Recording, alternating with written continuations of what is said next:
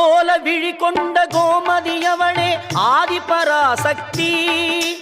நீல விழி கொண்ட காளியும் அவளே ஆதிபராசக்தி.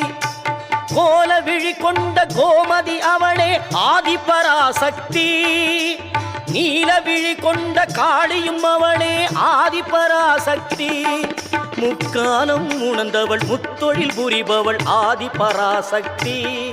முக்காலம் உணர்ந்தவள் முத்தொழில் புரிபவள் ஆதிபராசக்தி. திரிசூலமும் தாங்கிடும் சுந்தரி அவளே ஆதிபராசக்தி.